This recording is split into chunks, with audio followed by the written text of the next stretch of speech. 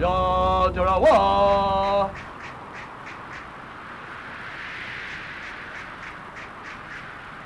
Ya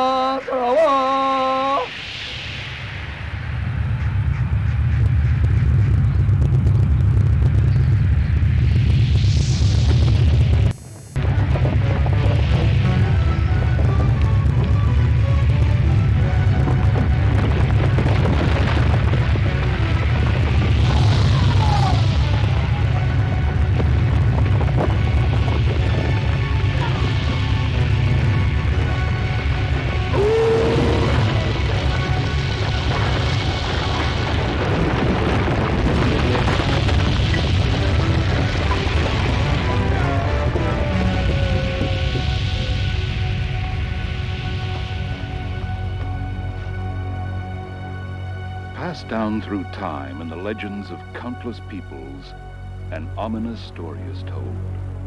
That in the far distant past, our planet was besieged by unimaginable cataclysm, fierce windstorms, massive earthquakes, and a setting sun that rose again to change direction in the sky.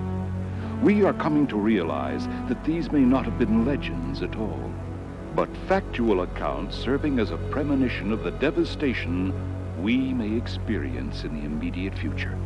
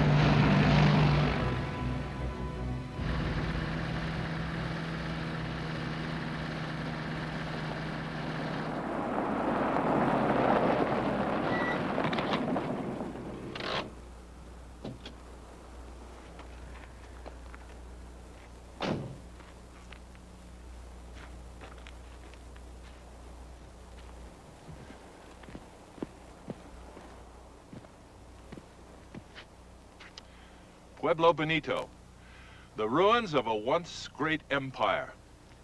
It was built many centuries ago by the Anasazi Indians, an ancient American tribe that numbered in the thousands. Like many other civilizations, both before and after, the Anasazi simply disappeared, vanished, leaving only these stone foundations as a reminder of their existence.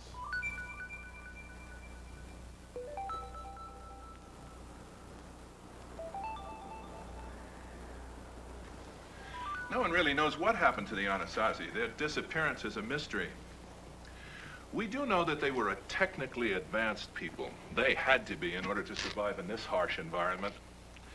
They built complex food storage and water collection systems. They had a solid understanding of mathematics and a remarkable grasp of science. And yet they're gone. History, they say, repeats itself. Today, there's a growing feeling of apprehension, an aura of impending doom that we, like the Anasazi, may become a vanished civilization. And this belief isn't limited to a scattered few. It's a growing movement encompassing millions of people from all walks of life. They point to emerging scientific theory, to the predictions of psychics, both past and present, to the prophecies of the Bible to support their conclusion that our planet is about to undergo dramatic, cataclysmic change. Change so great that it could literally mean the end of the world.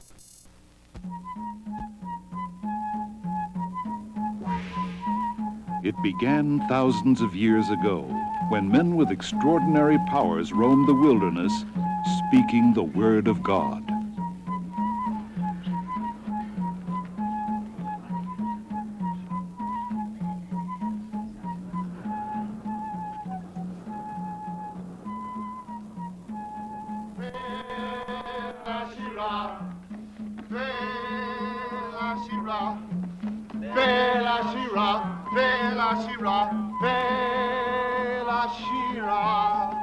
Ye who have forsaken the Lord our God, listen to his word.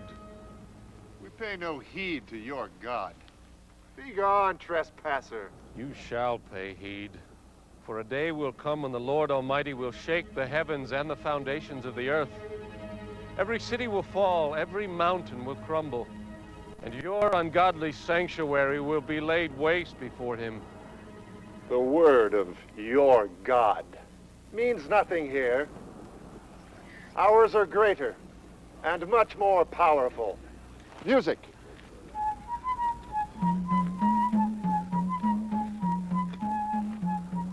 Such a shame to waste your music on stone ears. Speak with reverence, or you will arouse the wrath of our gods. Then call forth their presence, that I too may feel their power. Oh, Baal! Answer us! E.A.T.A, give us a sign! Show us your power! Well, they don't answer. Perhaps they are asleep or on a journey.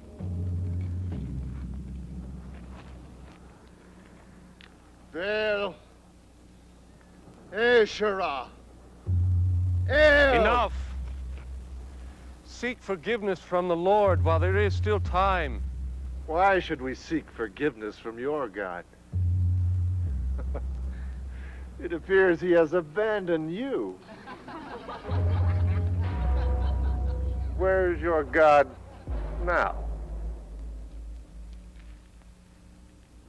You can destroy me, but never the truth of the words I speak. Oh! Lord God of Abraham, let it be known that thou art here with me.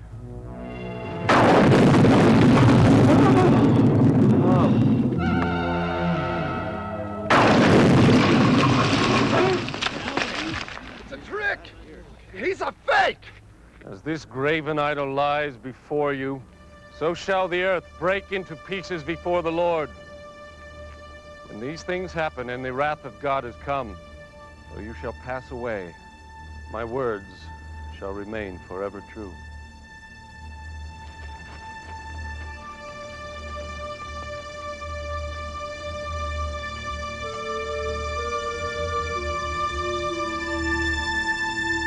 The prophets foretold the future with astonishing clarity, their prophecies recorded and passed down through the centuries. Many spoke of an end time when man would be punished for his misdeeds by a series of natural disasters. That time has not yet come. But much of what the prophets foretold has come to pass. Overlooking the city of Jerusalem is the dome of the Rock Mosque, built on the site of the ancient Temple of Solomon. The prophet Isaiah warned that the temple would be destroyed and rebuilt. It was. Daniel prophesied that it would be destroyed a second time, and it was. The revered Wailing Wall is the only part of that temple still standing. There is a prophecy yet to be fulfilled, that of a third destruction on this site. It is written that the dome of the rock will fall in a powerful upheaval that will split the city and herald a wave of worldwide destruction. When will this occur? One man who thinks he has the answer is Chester Brooks, a church deacon who is an authority on Bible scripture. He is also a computer programmer. Trying to understand Bible prophecy is a difficult job. You could literally spend thousands of hours tracking down references to prophesied events. I wanted to find a quicker way. So what I did was program my computer with every reference to natural catastrophes found in the Bible. Now I'm able to cross-check these references and their interpretations in a matter of seconds. For example, I could call up specific data as to the destruction of the Dome of the Rock Mosque.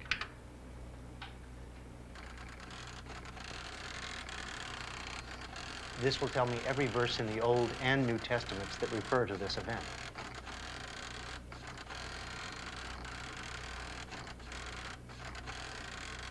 There are 33 references to the Dome of the Rock destruction, and what I wanted to find out was when this was supposed to occur. The book of Daniel, chapter 12, verse 11, has the most specific information.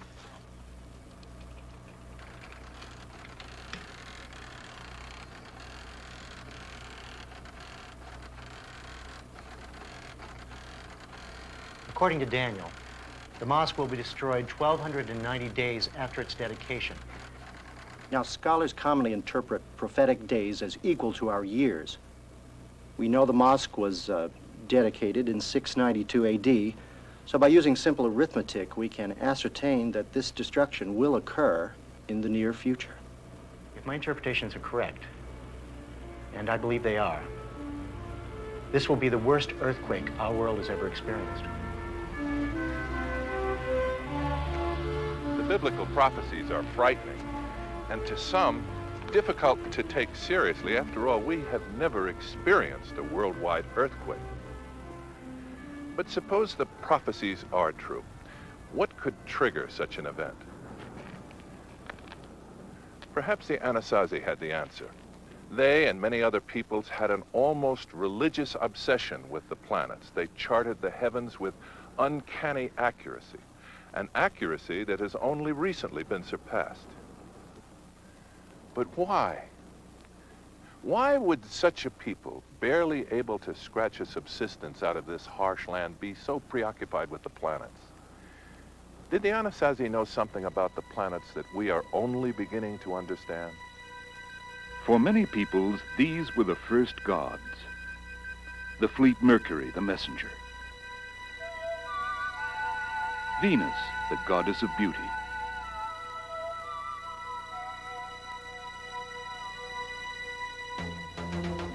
Mars, the great warrior.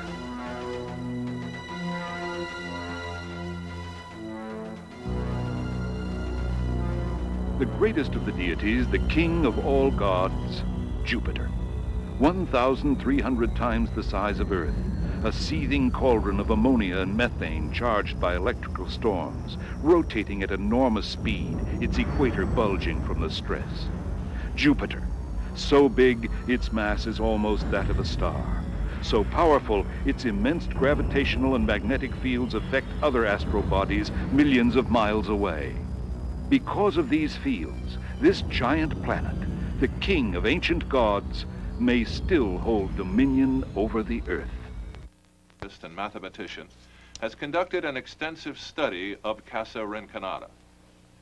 The reason why they were so much interested in those planets is because they had noticed that every time something happened on the surface of the Earth, like earthquakes, volcanic eruptions, you know, or tidal waves, it was always connected. It was synchronized with planetary conjunctions.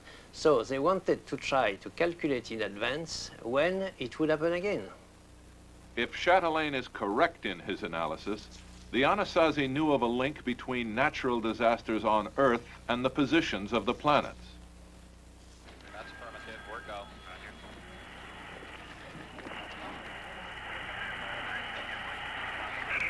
Roger, you're standing by, Frank. Okay, TP, let's get them. We have confirmation of pitch and roll program from the... What's your liftoff time, Retro? Affirmative. We're go. This link between Jupiter, the other planets, and our Earth is just beginning to attract the attention of modern science, and for good reason. On Christmas Eve, 1982, we experienced a rare phenomenon, a conjunction of planets like those for which the Anasazi calculator was designed. Astronomers call it the Grand Alignment, and it is a subject of growing controversy and concern. There are a number of reputable scientists who believe this grand alignment could trigger worldwide devastation, ushering our planet into a 20-year era of cataclysm. Is this really possible? Could planets millions of miles away have such an effect on our Earth? For the answer, we must take a closer look at our planet itself. The Earth, hurtling through space at 1.3 million miles per hour, simultaneously rotating on its axis and orbiting around the sun while our entire solar system speeds through the universe. The surface of the Earth is also in motion. The crust is divided into 12 huge sections called tectonic plates. These plates are constantly in motion, and they carry the continents with them. Their movement is far from peaceful. The plates butt against each other, bumping and grinding along. Their combined forces have caused entire mountain ranges to form.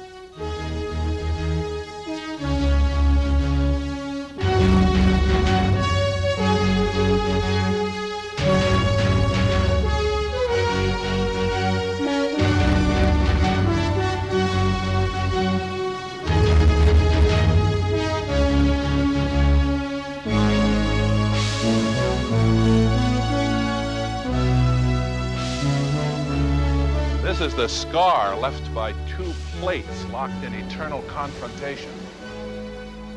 San Andreas Fault. It extends for 600 miles, separating much of California from the rest of the United States. The Pacific Plate, carrying California on its back, is moving in a northwesterly direction, building up stress as it grips the North American Plate. From time to time, this stress becomes too great and the plates wrench free. This is what we call an earthquake. Its source is deep inside the Earth, where these plates float on the molten core. Rock so hot it is turned to liquid.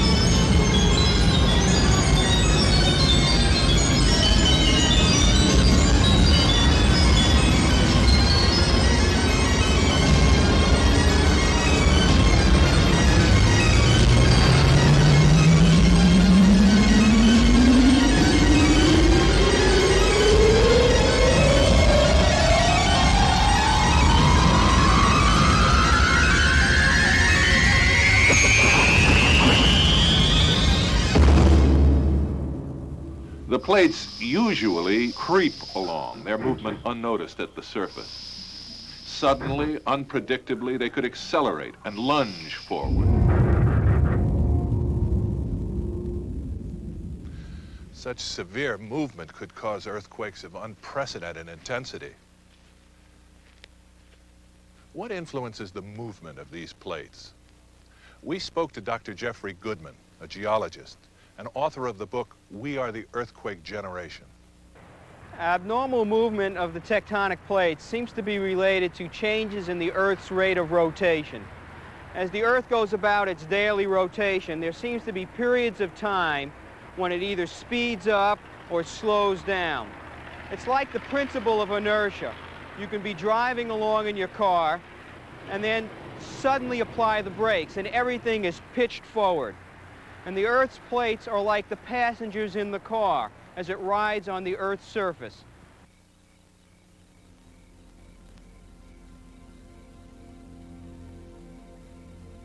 But what causes these changes in the Earth's rotation?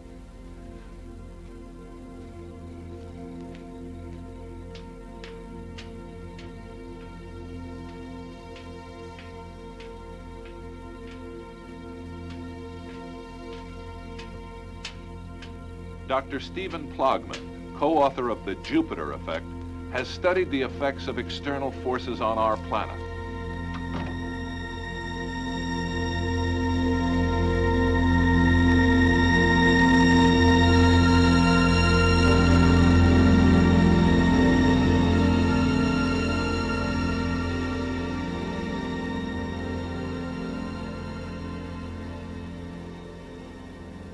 In 1979, 800,000 people were killed in China in a disastrous earthquake.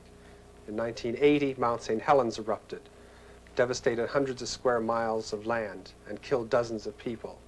Both of these disasters occurred during times of solar maximum. Now, during this time, the sun spewed forth particles and radiations which impinged upon the Earth and altered the normal weather patterns, and in turn accelerated and decelerated the Earth's rotation, and this in turn triggered earthquakes and violent volcanic activity.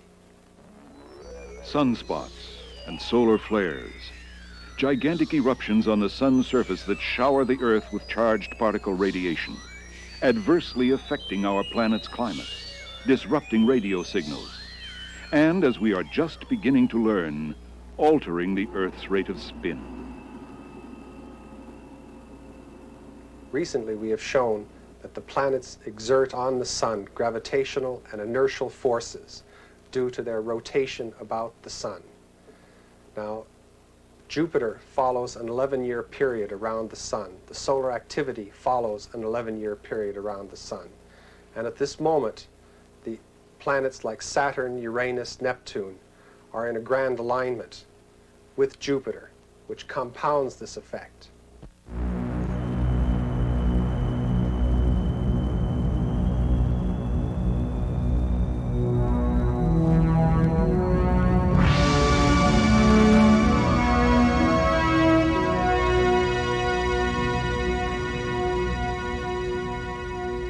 Christmas, 1982. 8 planets align on one side of the sun, coming together in their closest proximity in almost 200 years. We know that this will cause a severe increase in sunspots, and we know that sunspots can cause earthquakes. How many, how severe? It's anybody's guess. All we know for certain is that no civilization on Earth has ever been so vulnerable.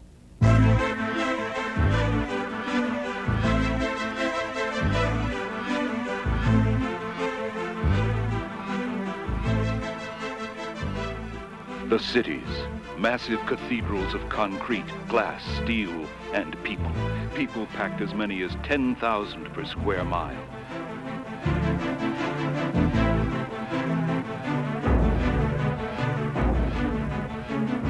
Man's cities may be monuments to his dominion over the earth, but they may also be the key to his demise.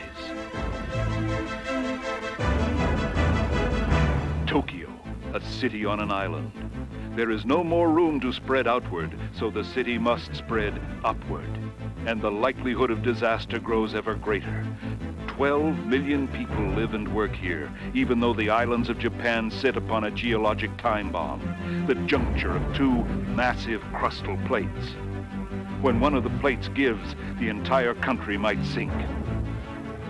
The last great quake here in 1923 left almost 100,000 dead, and the entire country's population was only 6/10 of what it is today. New York City. Contrary to popular belief, it is not built on solid rock.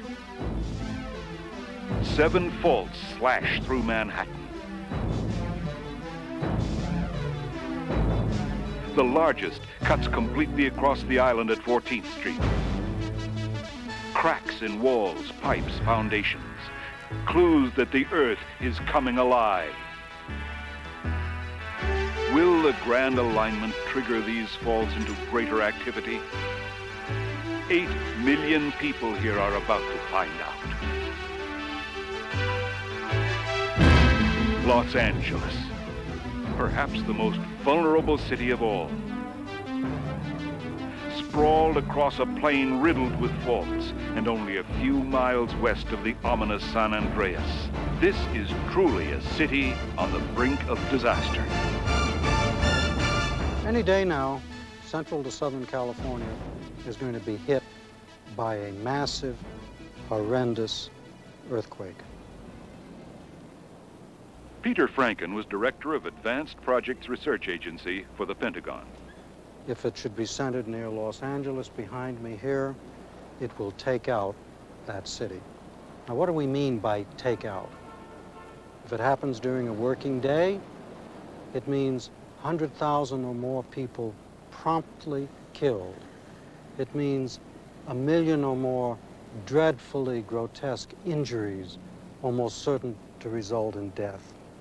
It means uncontrollable fires, failure of electricity, subsequent spoilage of food, plague-like diseases, and we are in a country utterly inequipped at the present time to deal with a catastrophe of those proportions in any way, shape, or form.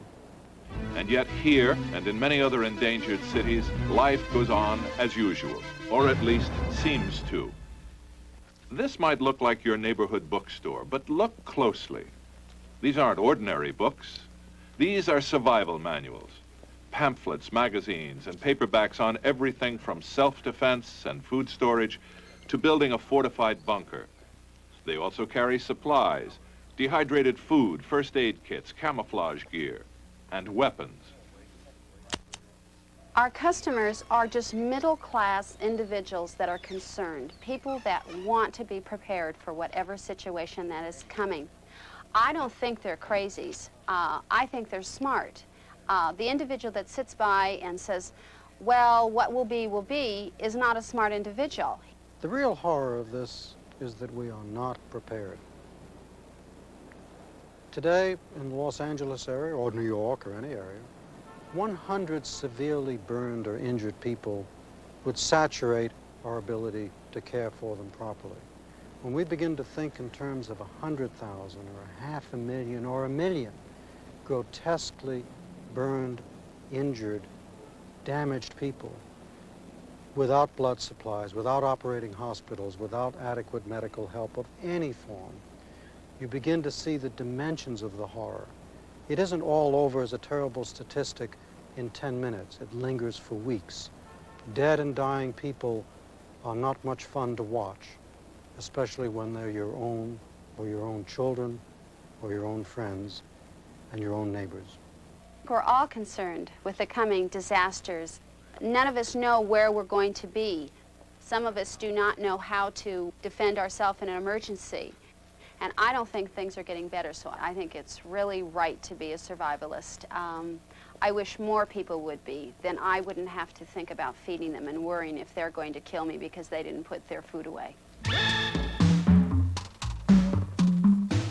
This is what the educated survivalist needs to know.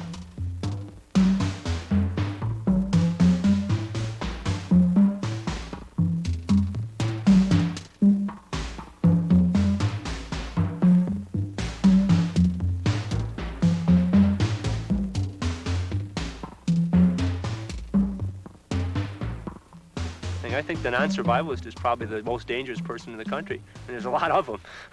Because God knows what he's going to do when he runs out. What's he going to do when he runs out of food and he runs out of water? What's he going to do? Is he going to let his family starve? In what looks like a typical middle-class neighborhood, survivalism has taken on a new dimension. It's called the Stell community, and it's located 60 miles south of Chicago. The residents of Stell look ordinary enough, and they are, with one exception. Everyone here is convinced that the world is about to come to an end. Over the next 20 years, basically, we are expecting that there will be an increase in the number of earthquakes that occur around the globe, as well as an increase in volcanic activity.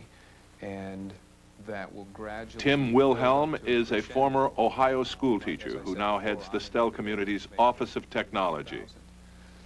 Also, along with seismic activity, we also are expecting probable changes in climate as well as accompanying economic problems that would be worldwide. But Stell is prepared. Its population is only 125, but it has its own water purification plant, a facility that uses corn, which they grow, to produce ethanol, a substitute for gasoline, and a manufacturing plant, enabling Stell to be almost completely self-sufficient. Their most precious resource, the children. Stell's future brain trust. From the moment of birth, these children receive individualized training that will prepare them to be the leaders of Stell's future civilization. All of above average intelligence, they can read by the age of 3. They write at 4. But what will they do when the end comes? That too falls within the master plan. The entire Stell community is preparing for an airborne evacuation. By 1999, they will design and build 2,000 to 3,000 airships, which will carry Stell's residents above the earth, where they will hover until it is safe to return. Then they will build a new community, which they will call Philadelphia. The reason we are taking the steps we're taking to deal with what we see, again, as a probable future, is that if it does happen and no one takes steps to survive or carry through this event, man will basically revert to a Stone Age existence.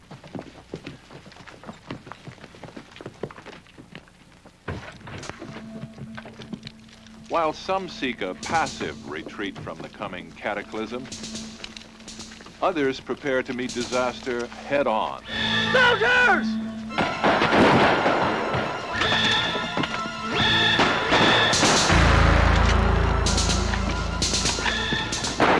These are not U.S. infantrymen. They are soldiers of God, rehearsing for their self-ordained role in maintaining order in the chaotic world to come.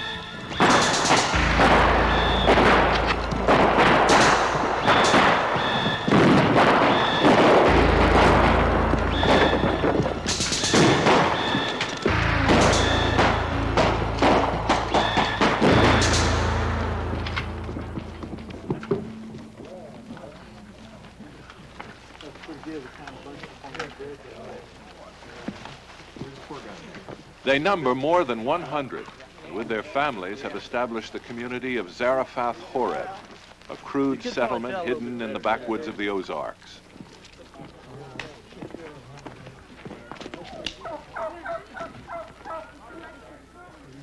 Hi, I'm Jim Ellison, and this is the CSA Zarephath Horeb community. God sent us here 6-7 years ago to establish a place of refuge for his people during the times of trouble that are coming, and I'd like to take you on a tour. This is our newly completed communications building. We've got it almost ready. We're going to put radios and different kinds of communications equipment in there so that we'll be able to communicate with other people after the collapse. We put this tower up to put the antenna on, and also for a point of observation because it's the highest point in the community. As you can see, we've cleared back 250 yards all the way around the perimeter for defensive purposes in case we're attacked. This is one of our fortified houses on the perimeter of our settlement. We have the lower part of masonry type construction, and It has vision slits for firing out of if we were attacked. This is the place to hit, right here. The head, the upper torso, the sternum, in this area here. The person will go down immediately. Go! Quick, quick, quick. Quick, quick, quick. The residents of Zarephath Horeb are not the only ones who see combat readiness as a key to survival. Thousands of ordinary citizens spend weekends practicing military maneuvers. Survivalists are a very contented type of people because they've always figured out what they're going to do if this happens. The person who doesn't deal with those, he knows things are insecure and he knows he couldn't do anything about it if something happened. People get mad at you about being survivalists because, one, you're reminding them of things that they don't want to think about, and two, I think you're reminding them that they haven't done anything about it. How you doing? How are you doing? Good. I understand you have a vehicle for sale. Yeah, we've got a vehicle for sale. What do you need? Others need even greater protection. Well, we've got an all-terrain vehicle here. Just a thing for anything you want. Well, what can I use it for? Well, we use it for fishing in the river. It's a fully amphibious cargo carrier. Carry 12 people in the back, 2 people in the front. Basically, the thing will go anywhere. Go through the mud, go on the water, go over snow. You wouldn't have any trouble at all finding a parking space downtown. Yeah, right. What was that used for service-wise? It's a 1953 Pontiac. Pontiac built them originally, believe it or not. It was used during the Korean War, and they used them in Vietnam for amphibious landings, carrying cargo and insertions. What kind of gas mileage you get on the thing? You get 3 miles to a gallon. Does the machine gun work? No, that's just a replica, but if you want to, we'll sell you a real one. Yeah, I like this.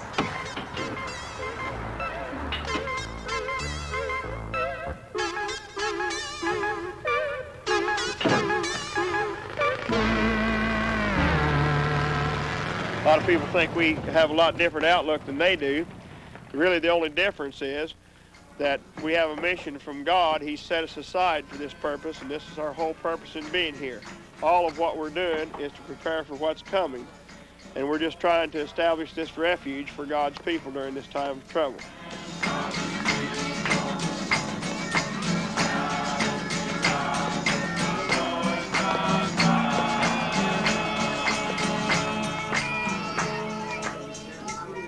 For 6,000 years, the misrule of man has corrupted the earth.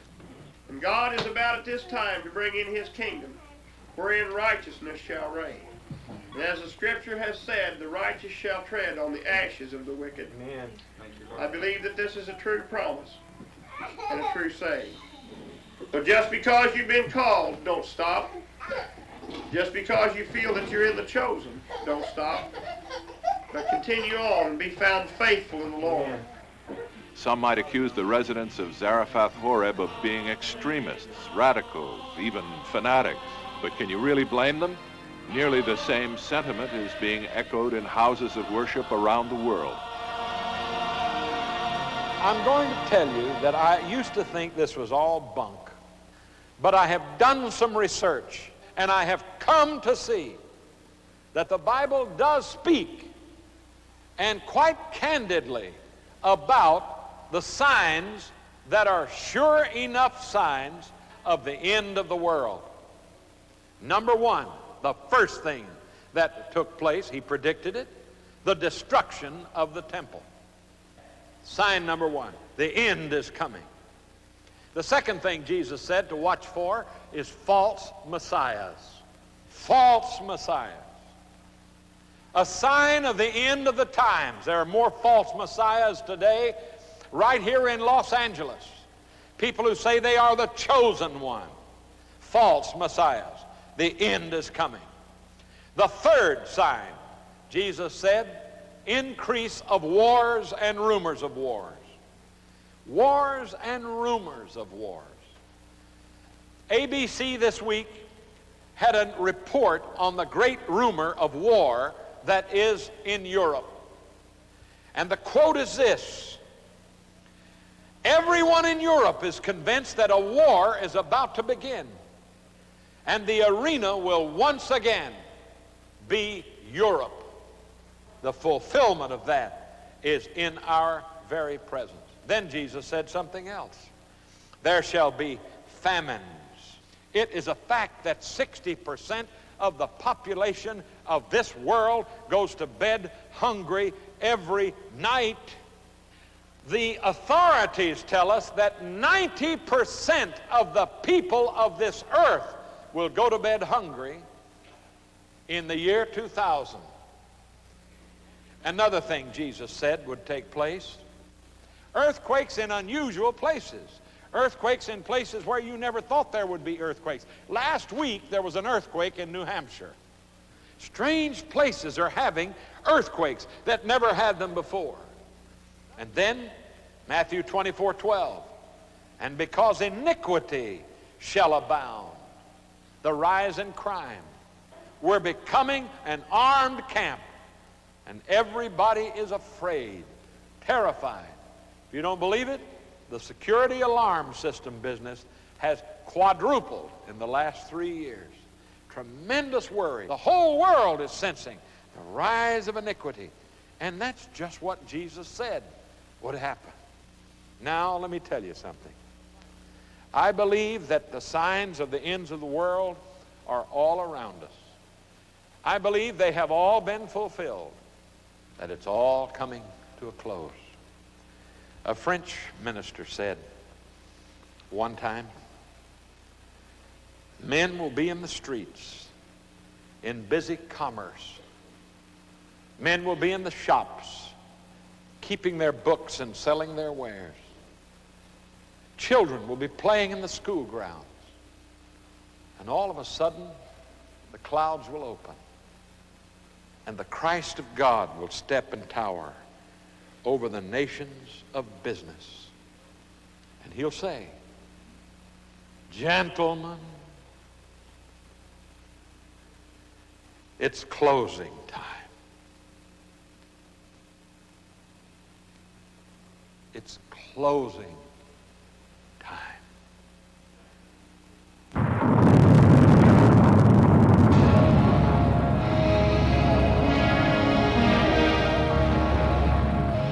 And I will give portents in the heavens and on the earth, blood and fire and columns of smoke.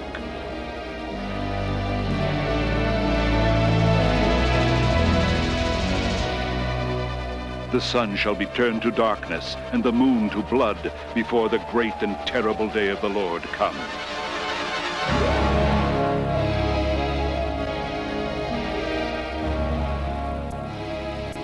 And the ground clave asunder that was under them, and the earth opened her mouth and swallowed them up, and their houses, and all the men.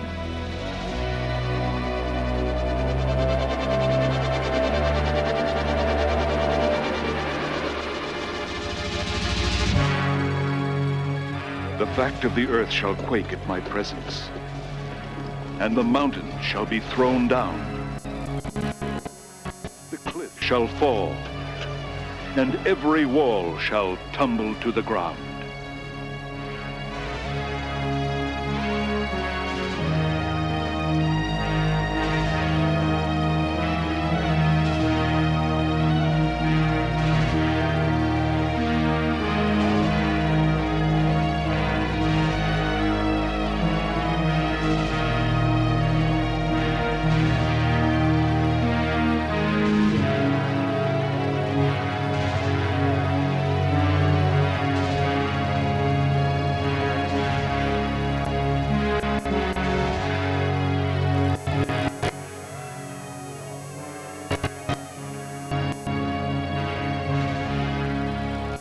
The 1980s have dawned with a sweeping worldwide increase in violent geologic activity and extreme weather conditions. A cycle of destruction that could lead to greater and greater devastation in the years ahead. How severe will it be? Scientists are reluctant to make specific predictions, but some individuals possess startling visions of what the future holds. I do see dramatic changes in the Earth in the next 20 years. Her name is Clarissa Bernhardt. They call her the Earthquake Lady. She has predicted with uncanny accuracy the times, locations, and magnitudes of more than 30 earthquakes throughout the world. I see the San Francisco Bay becoming an inland sea.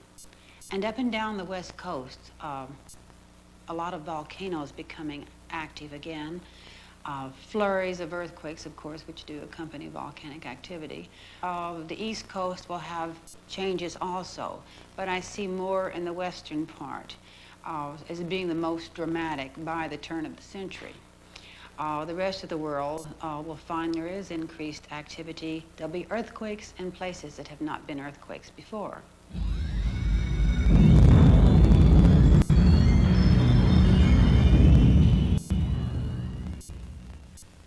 Clarissa Bernhardt is not alone.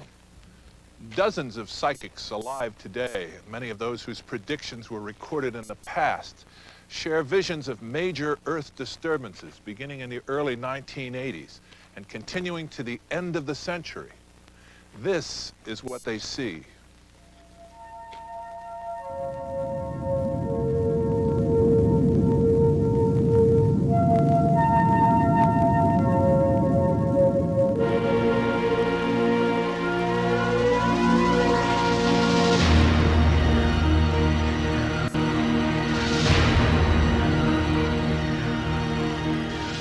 Beginning shortly after the Grand Alignment, psychics see a flurry of earthquake activity throughout the world. In the United States, Japan, the Middle East, and China. The results will be devastating.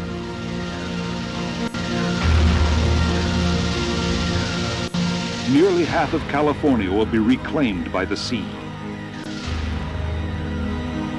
Tidal waves will sweep through India and major portions of the Far East.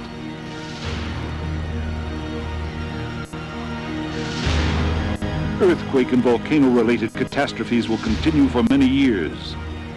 One clairvoyant has seen more than 400 million people wiped out by the year 1990. Plague and famine will become worldwide occurrences. Hellish temperatures will persist for months on end. And the winters will be worse. Record-breaking sub-zero temperatures and Arctic-like blizzards will immobilize cities for months at a time. The harsh winters of the early 1980s will seem mild by comparison.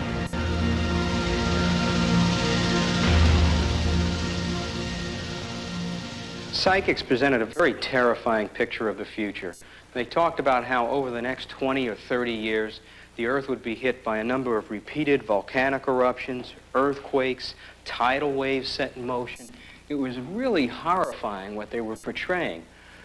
I was very doubtful about the whole thing, but when I started to look at the information in the various areas they had singled out, and when I started to look at the geological maps, the tectonic maps, the heat flow maps, I was very surprised at the number of matchups and the number of things that said these areas were threatened areas, were weak areas, and had the potential of this kind of change. The world as we know it today.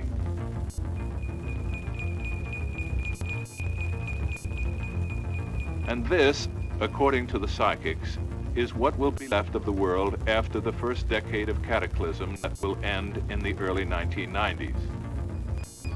The Great Lakes have swelled into a new ocean. Major portions of Japan lost to the sea.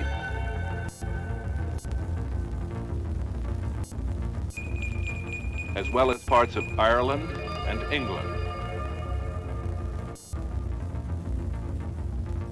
The west coast of the United States is the most severely ravaged, much of it lost to the sea. Psychics say major earthquakes will have struck in more than 25 different places. And yet, this is only the beginning, a prelude to the greater disaster predicted to follow.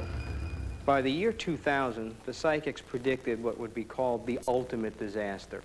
They talked about how earthquakes and volcanic eruptions would occur almost on a daily basis, how the magnitude of these events would be the biggest ever recorded by man. They were talking about earthquakes that would literally be 9 and 10 on the Richter scale, something that even no one could possibly imagine at this point in time. The amount of energy would be equivalent to tens of thousands of atom bombs from any one single event.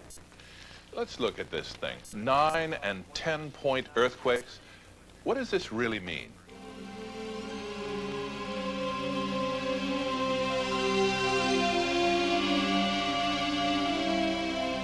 The earthquake that leveled San Francisco in 1906 registered 8.3 on the Richter scale.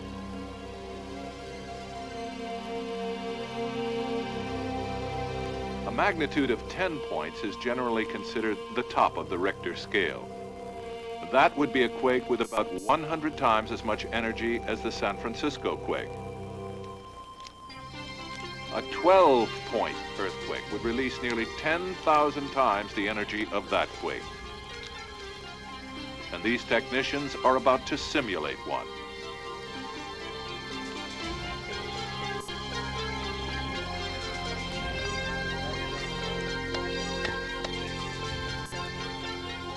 Program loaded? It's ready to go.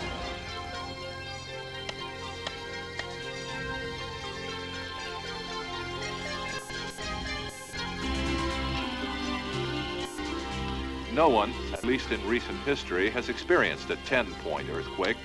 This 12-point simulation will be a first.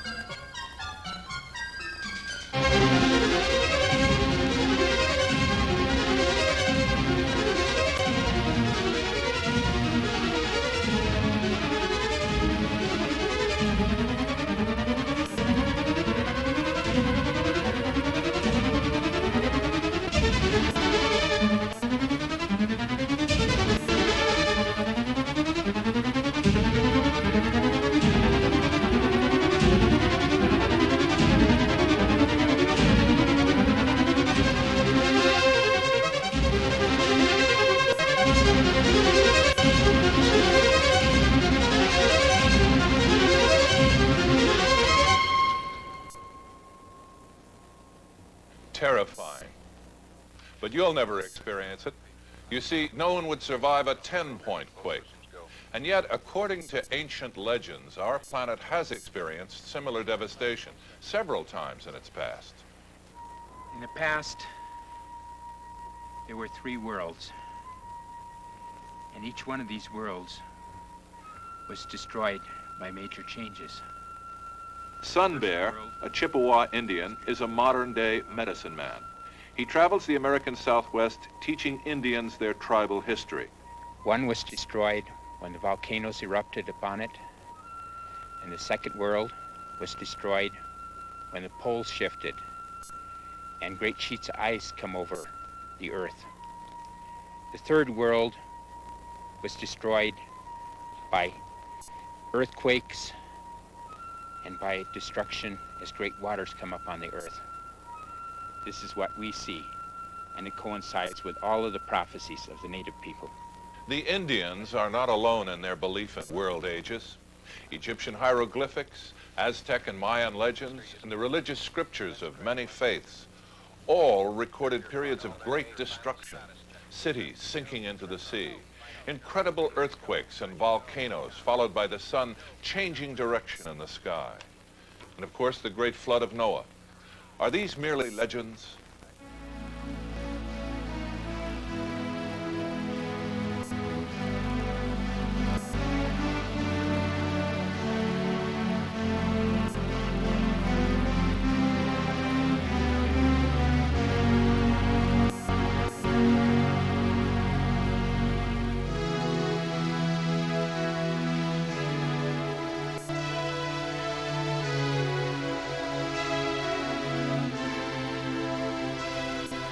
These events actually occurred, everyone on Earth would have experienced them at once. So every culture would have recorded them at the same time. But the dates attributed to these events were not the same. So the ancient records were largely dismissed. Until recently. Dr. Immanuel Velikovsky is best known for his controversial theories about the Earth's evolution. But Velikovsky also developed new techniques for dating historical events.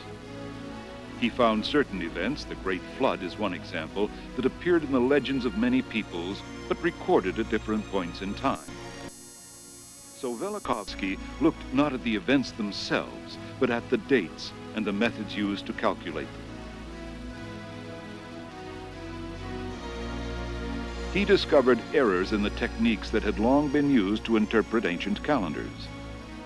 And making simple corrections, he discovered an amazing correlation between the histories of these many ancient peoples. The dates of the catastrophic events did match up, and Velikovsky was convinced that these events not only took place, but also dramatically changed the face of the Earth at several points in its past. This was called the theory of catastrophic evolution. It was scoffed at by scientists who for hundreds of years had believed that the Earth evolved through slow, gradual change. They wanted solid proof, physical evidence. But some men saw validity in Dr. Velikovsky's theories. They set out to find traces of civilizations that were destroyed by cataclysm. For a period, they came up cold. Then, in desperation, they turned to a psychic with an impressive track record for locating missing people and objects. His name is Alex Tanis, and he has astounded science with his extrasensory abilities. So we went into the Bermuda Triangle to find this evidence. I did an out-of-body experience. This means that I am able to separate myself, and a part of me went down below the ocean and swam and found a beautiful lost city. This city was so beautiful. It had roads made of white marble. It had buildings which I could not describe. I saw temples, and I saw columns, stairways which existed, which I had never seen before. The whole thing was just amazing to see.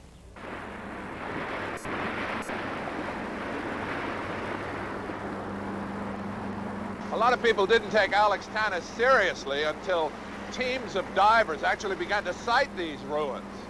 They found a 1,000-yard long wall of giant stone blocks. It's now called the Bimini Road. Dozens of archways and columns found several miles off the coast of the Bahamas. And a magnificent curved stairway that disappeared into the depths of the ocean. How are we doing, Captain? Very close, Mr. Kennedy. Tanis' accuracy was remarkable. But his most extraordinary find was confirmed here, 40 miles off the coast of Florida. Several hundred feet below the surface, Tanis saw what he claimed was a pyramid-shaped structure. He said that it was man-made, and that the top wasn't pointed but flat, possibly to support a temple or an observatory. I think we're here now.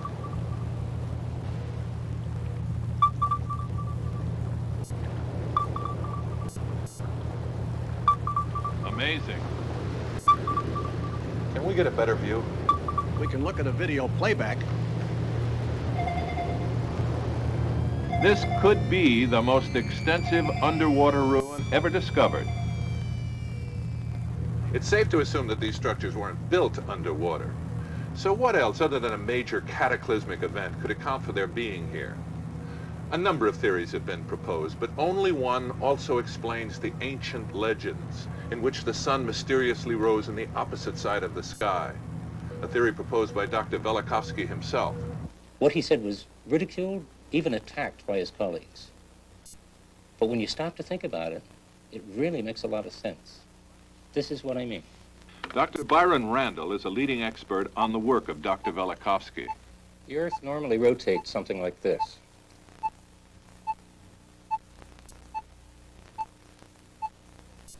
But Dr. Velikovsky proposed that several times during Earth's history, there was a dramatic change in the axis of its rotation, a pole shift.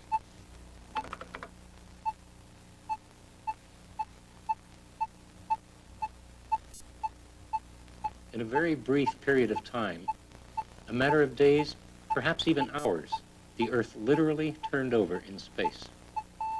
Is that what the legends were describing? A planet that toppled in space?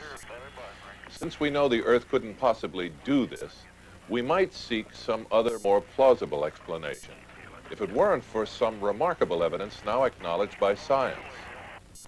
At the Pisgah lava beds near Barstow, California, Geologist Carl Lofstrom conducts research that reveals startling information about our planet's history. For hundreds of years, navigators and explorers have used a simple device to find their way through the world, the compass. It works on a very basic principle, a magnetized needle that always points to the north. Now, one might assume that compasses would always have pointed to the north, but they haven't. And this lava bed proves it. By studying lava samples, what we've learned is that the north and south poles were not always where they are today. In other words, if there were such a thing as a compass thousands of years ago, it would have pointed in another direction.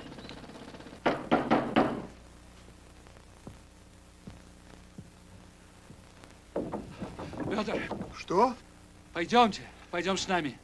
Оно огромное и совершенно покрыто льдом. Да ты с ума сошел? Да не думай о холоде. Я обещаю, что наши усилия оправдаются. Ну ладно, ладно. A shift in polarity is not necessarily the result of a shift of the Earth's axis. There are other possible explanations. But discoveries, like the one in Siberia a century ago, are otherwise much more difficult to explain.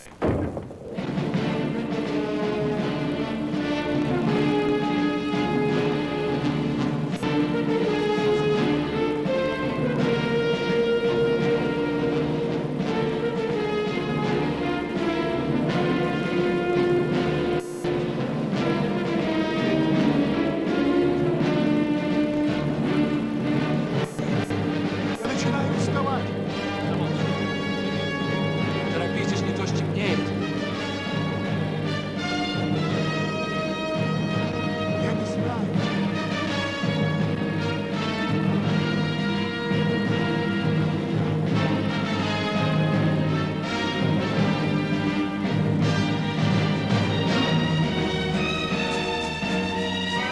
О, Господи!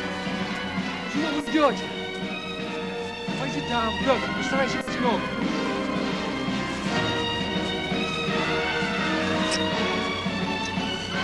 Какое твердое!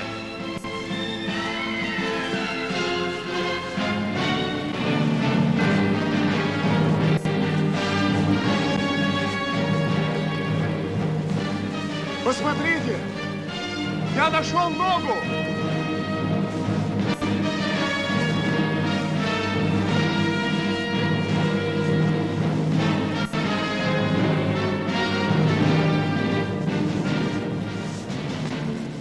Довольно, лучше пойдем и переведем начальство.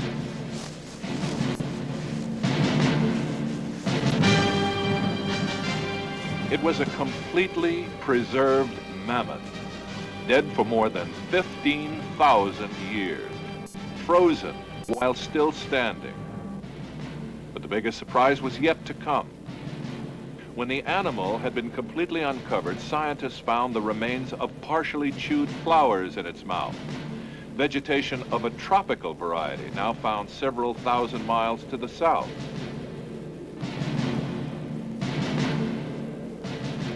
To date, the remains of more than 40 mammoths have been found here in an environment where they clearly did not belong. One explanation. The animals had been flash frozen as the Earth turned over in space, carrying them and their surroundings into an instant ice age. John White, author of Pole Shift, is a leading authority on this phenomenon. What would happen during a pole shift? We could describe it as global cataclysm. First of all, as the Earth suddenly lurched in space, the oceans would spill out of their basins and overrun the land masses in tidal waves many hundreds of feet high. Also, as the Earth were suddenly tumbling through space, it would create the effect of hurricane winds many hundreds of miles per hour. There would be earthquakes greater than have ever been measured before. There would be instant change of geography, too, as land masses were submerged and new ones rose. Volcanoes around the Earth would explode. Huge lava sheets would pour out across the land masses, and the air would be filled with poisonous gas and ash.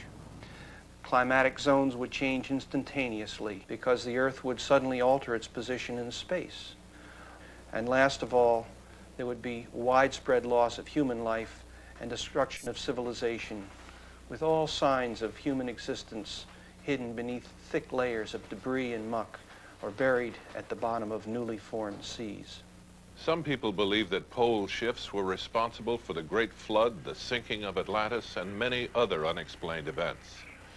According to psychic predictions, Bible prophecy, and Indian beliefs, the Earth is about to topple again. The Earth is our mother, and today we see major changes coming up on the Earth. We see the prophecies of our people coming to fulfillment. And the signs that would tell them of this change is coming would be when the white man would put a house in the sky. This was Skylab that went up in 1973. And then they said the eagle would walk on the moon.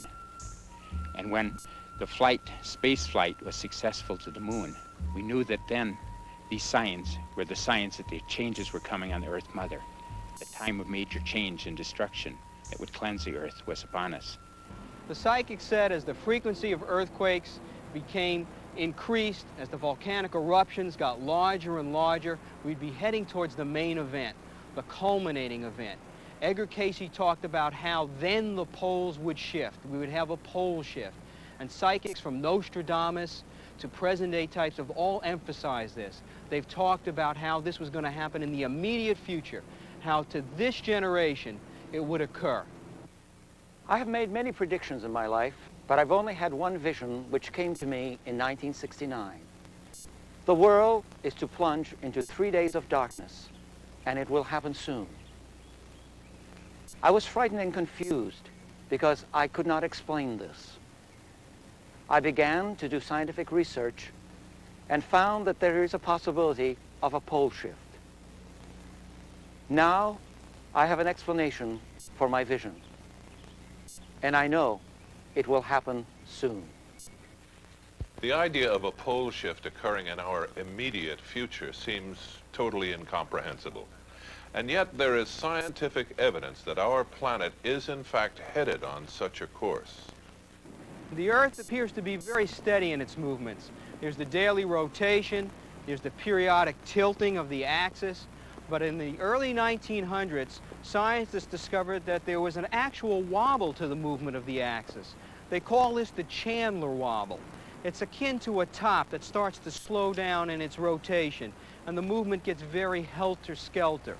Right now, we're at a point in time that this wobble is on an increase, a very dramatic increase. And you know, when a top starts to get too much of a wobble to it, it falls over.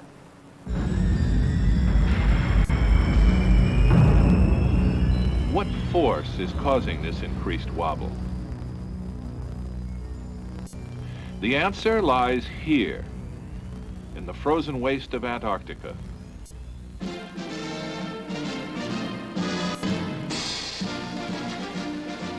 Admiral Byrd's first expedition to the South Pole focused the world's attention on this continent of ice. For the first time, scientists studied closely this harsh new environment. The links to the outside world were these 110-foot tall radio towers, built to withstand the most severe climatic conditions. Byrd thought he was the first one to see this spot. He was wrong. Men had been here before, and what they saw was much different than this. This early 16th century map was drawn for a Turkish navigator named Piri Reis, who claimed it was drafted from ancient charts so old no one knew who mapped them. And that's only the beginning of this mystery. According to official history, Antarctica wasn't discovered until 1820, several hundred years after these maps were drawn. What's even more remarkable is the fact that they showed mountain ranges and apparent riverbeds. These topographical details match closely with the features of Antarctica mapped only this century by scientists who use seismic soundings, which is really the only way to see through the ice sheet, which is thousands of feet thick. How did they get such an accurate map? The only answer is that someone had been to the Antarctic before it was covered with ice. If this is the case, then that map may very well have been charted shortly after the last pole shift, before the ice began to accumulate. Since that time, the ice has been building at a rate some scientists consider alarming.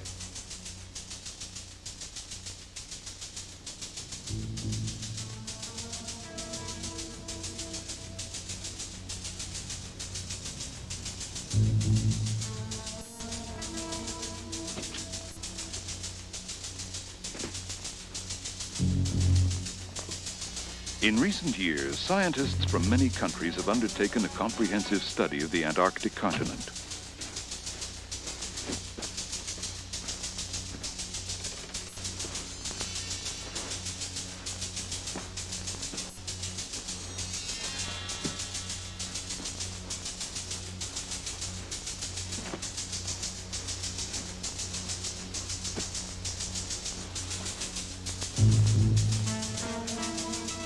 Seismographic soundings bounce shock waves off solid ground thousands of feet beneath the snow, giving an accurate profile of the contour and depth of the ground below the ice. The amount of ice here is difficult to comprehend. 90% of the Earth's fresh water is locked in this frozen wasteland.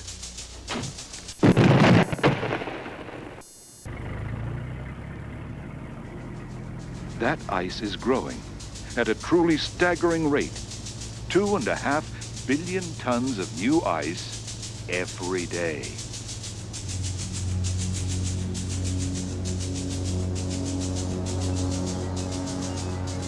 Admiral Byrd's radio towers have long since been completely covered by the rampant ice. This evidence seems to fit an incredible theory, that every 7,000 to 10,000 years, the ice buildup at one of the poles is so great that it becomes the force that causes our planet to topple. But what mechanism could set all this in motion? A very large earthquake or series of earthquakes occurring at just the right point in time could cause a flip. It would be the straw that broke the camel's back, so to speak. And we already know that earthquakes 7.5 on the Richter scale or larger cause the Earth's axis to shift, to jiggle in space. And so an even larger earthquake could be the trigger. If the earthquake occurred at a point in time when the Earth's balance was already jeopardized by an unusual buildup of ice and snow at the poles, we could have an event like this happening. And psychics see just this kind of earthquake occurring in the year 2000.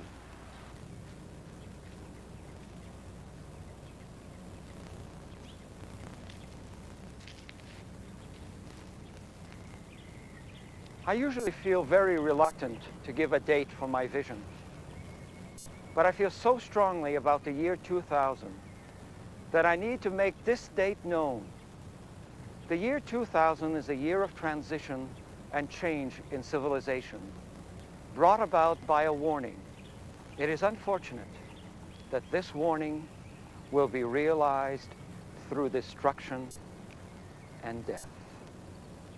That probable future is that on or near the date of May 5th in the year 2000, there will be some sort of a major geological catastrophe that is global in nature.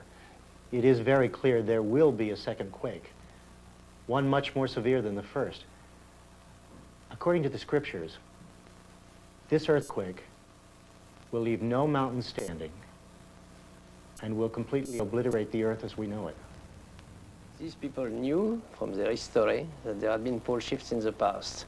So they made their calculations and they found out that there could very well be a pole shift in the year 2000.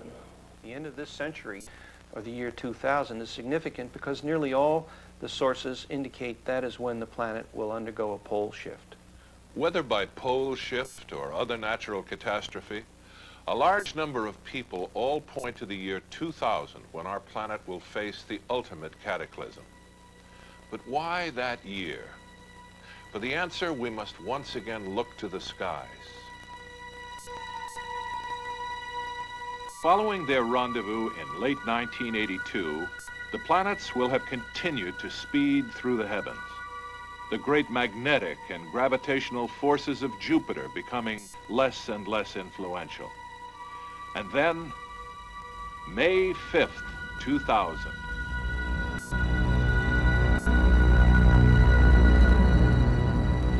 Jupiter returns. This time with a companion, Saturn.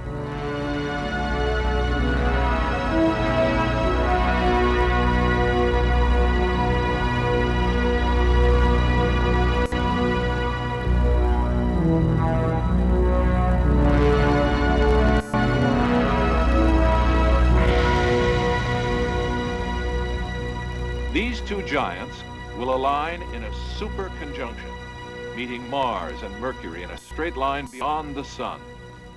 This menacing alignment will exert far more gravitational pull and has a potential for catastrophe much greater than the alignment of 1982. The time is coming when all these things you are admiring will be knocked down, and not one stone will be left on top of another. All will become one vast heap of rubble.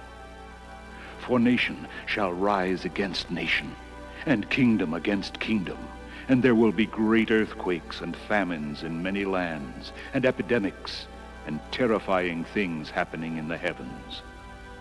Then there will be strange events in the skies, warnings, evil omens and portents in the sun, moon, and stars. And down here on earth, the nations will be in turmoil, perplexed by the roaring seas and strange tides. Then the peoples of the earth shall see me, the Messiah, coming in a cloud with power and great glory. So when all these things begin to happen, stand straight and look up, for your salvation is near.